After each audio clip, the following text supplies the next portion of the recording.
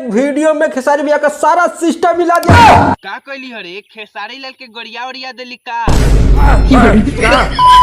तो का हाल बा भाई लोग। आज है दिवाली तो तारा लोग के हैप्पी दिवाली। तो भाई लोग दिवाली के शुभ अवसर पे हम है सुअर के रेले वाला बानी। तो तू लोग तो जानते बड़ा लोग सुअर एगो ऐसा जानवर होला जौना पे एगो कुत्तो मुत के चल जाला। बात तो सही है। लेकिन ई एगो ऐसा सुअर है जवन भविष्यवाणी भी करेला। आ मजा के बात तो ई बा कि एकर भविष्यवाणी सही हो जाला कबो काल।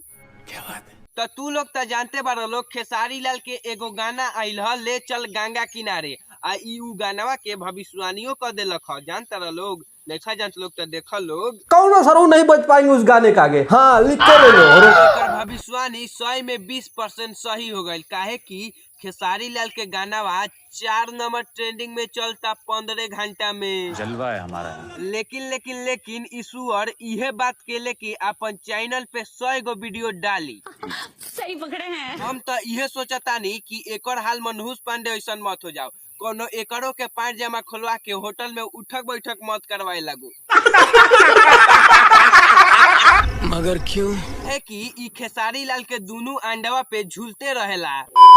आरू हमार लागता कि ई पवन सिंह के अपन जीजा बना ले बा। खेसारी भैया अपना छठ गाना रिलीज नहीं कर रहे हैं तो पवन भैया भी चुपा मार बैठे हैं। बोले ना बेटा ना, जैसे खेसारी लाल यादव गाने पोस्टर रिलीज होगा वैसे हम भी छोड़ेंगे, क्योंकि विवाद होगा मारपीट होगा हमारे गाने भी व्यूज जाएंगे। अच्छा देखा लोग ई पवन सिंह के तनिको खोदे में कमी ना करेला ना। अब जवान आदमी के 7 दिन से यूट्यूब पे एगो गाना ट्रेंडिंग करता उहो 1 नंबर पे।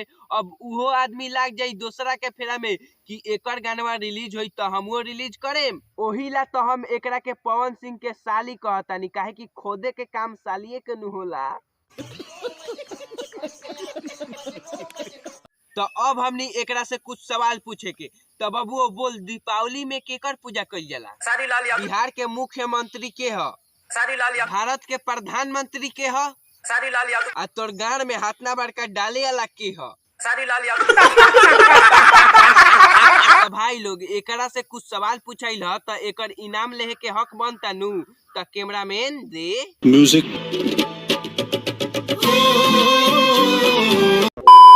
तो बस वीडियो के हम यहीं पे खत्म करतनी। आता लोग के जानकारी ला बता दी कि ई वीडियो के हंसी मजाक ला बनावल गए रहे। तो तू लोग अपन दिल दिमाग पे मत लिया लोग, हंस के भुला जी लोग। आ लोग के वीडियो पसंद आयल तो वीडियो के लाइक के चैनल के सब्सक्राइब कर लोग। आ वीडियो के अंत में हम तालोग से एक चीज कहल चाहतनी, हैप्पी दिवाली।